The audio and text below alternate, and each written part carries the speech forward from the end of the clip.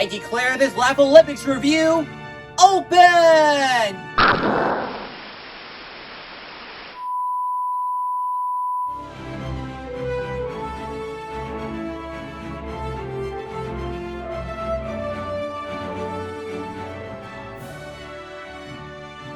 I declare this Laff-A-Lympics review open!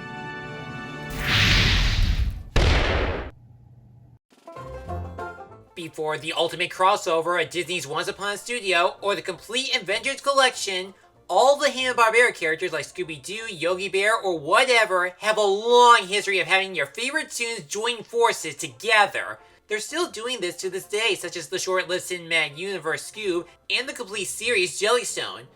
But for now, we're going back in time when the Hanna-Barbera tunes compete at the Olympics. I watched this cartoon many times and I even put it at number 1 on my top 10 animated competitions list, but I haven't fully explained all the details why it's one of the most famous Hanna-Barbera crossovers and sports cartoons. If you thought Mario and Sonic had an epic showdown, you'd be surprised at how enjoyable it is to see these tunes play some wacky games. Welcome to another episode of the Wonder Reviews. It's time to cross the finish line with this one. Let's continue Curious Month with Scooby's All-Star Laff-A-Lympics. Here's the format of the show. About at least 45 Hanna-Barbera characters are competing at the Olympic parody game, Laff-A-Lympics, and they are split into 3 teams. The Scooby-Doobies led by Scooby-Doo, the Yogi Yahooies featuring Yogi Bear and his animal friends, and the Really Rottens. The evil team contains some old, original, and even familiar-looking villains led by Mumbly. They take a trip around the world where they compete in numerous activities to earn some points. Whichever team receives the most points at the end of the episode will win the gold medal. I think it goes without saying that I love the yabba dabba doo out of this crossover idea.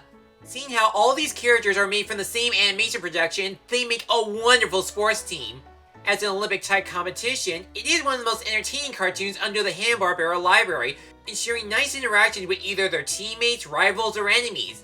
With each location they travel, the events they participate do present some fun sports and activities and a brief history to some countries of the world.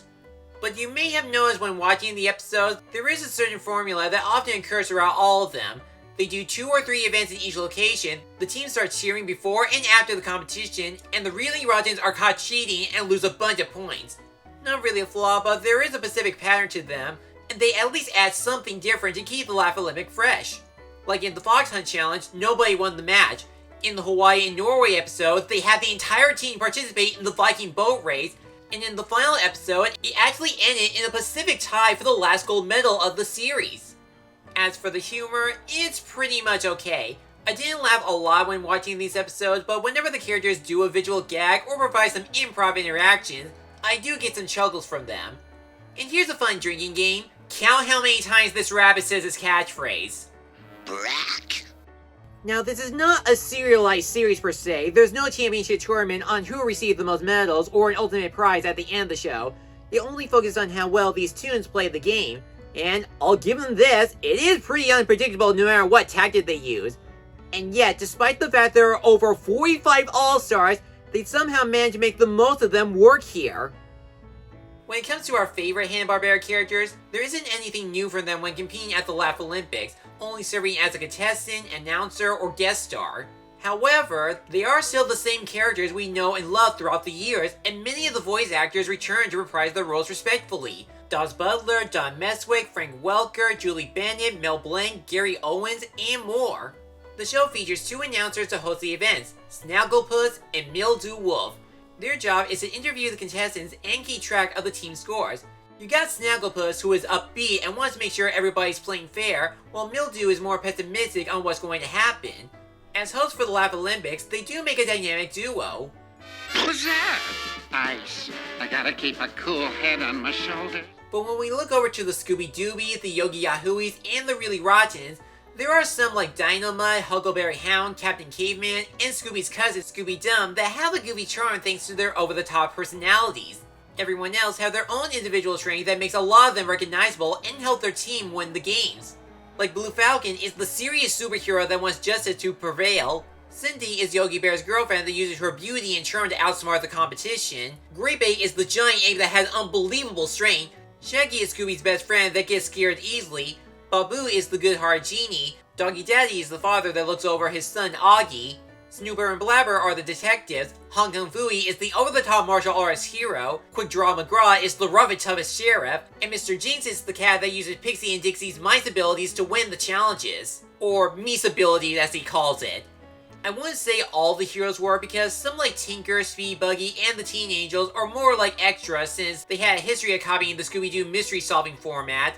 Yaki Doodle is just the small, cute duckling that looks like the duckling from Tom and Jerry. Hokey Wolf is forgettable, and Wally Gator is only known for using his tail for almost everything throughout the games. But I gotta say that their leaders, Scooby-Doo and Yogi Bear, definitely carried their teams to victory.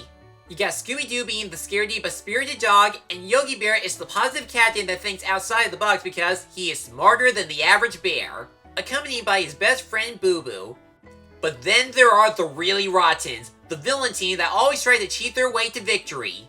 As an evil squad, they are a love-to-hate kind of team that does give the viewers a reason why we should root for either Team Scooby or Yogi. But like the hero teams, some villains do have unique personalities and tricks up their sleeves.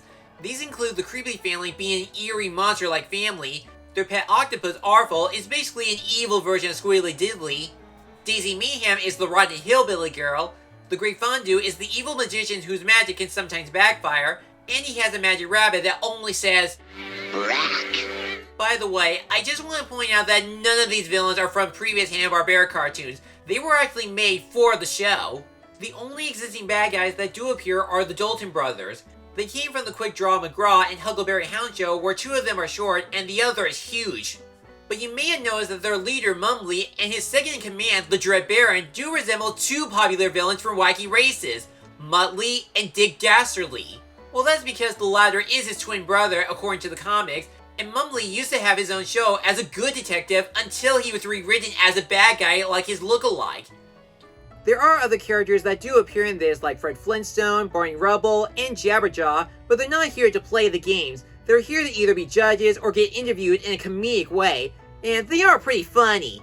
Actually, the more I see these All-Stars, I think it would be a lot more fun if they add even more interesting Hanna-Barbera characters, like Penelope Pitstop, Secret Squirrel, the Jetsons, the Great Gazoo, Harvey Birdman Defense Attorney, and of course, Black. As an anime sports series that's a tie-in to the Hanna-Barbera universe, it's pretty impressive for the most part. With the character designs, they all stay true to their original looks from their shows respectfully, whether it be the animals or even the humans. And some of the new characters do capture the same Hanna-Barbera style, even if some of them look oddly familiar. With their cartoony animation, they totally unleash their true ability to make the games a lot of fun to watch. The events include racing, aerobics, scavenger hunting, team building, sports activities, and a few others. All of them contain a wide variety of characters showing off their special tricks to help them win the challenges. They can range from Grey Bay's powerful strength, Captain Caveman's superpowers, the Rotten's cheating strategies, Dynama's stretching mechanics, and many more. Okay, what's this? Another thing that's amazing are the backgrounds because the animators do manage to take these characters around the world like France, Baghdad, Australia, Egypt, Holland, Transylvania, and more. If there would be some issues with the animation, it would be that they keep reusing the same character shots in most of the episodes.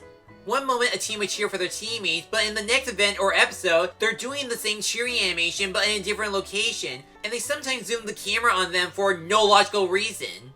Also, there will be some animation errors like some cutout frames or missing backdrops. So like Snagglepuss and Mildew's Cheating Detector, there's a high chance some viewers will know these mistakes and will get a few points off. But the errors and repeated animation still didn't stop the show on becoming an enjoyable sports tournament. It still sticks to the rules, and the Yogi Yahooies and the Scooby Doobies passed the Laff-A-Lympics with flying colors. Scooby's All-Star Laff-A-Lympics is not only one of the best Hanna-Barbera crossover shows, but it's an enjoyable sports anime series. While the animation may need some polishing, but the rest of the quality is pretty good, the competition scenes are awesome to watch, and it still has a lot of charm to our favorite characters. If you're a fan of any Hanna-Barbera works like Scooby-Doo, Yogi Bear, and the rest, then you will definitely have a blast with this one. It's also recommended that you should watch Laff-A-Lympics whenever the Olympic Games are around. I'm still surprised that we still have not received any revivals or reboots to the Laff-A-Lympics despite their ongoing crossovers. It may feel like you're just watching a silly cartoon playing some games, but it's smarter than the average sport. Not a perfect competition, but these students still play a good game. I'm going to give the show a silver medal, giving its overall score a solid B. I'm Mad Hatter Patrick. Now if you excuse me, I'm going to have an arm wrestling match with Great Babe.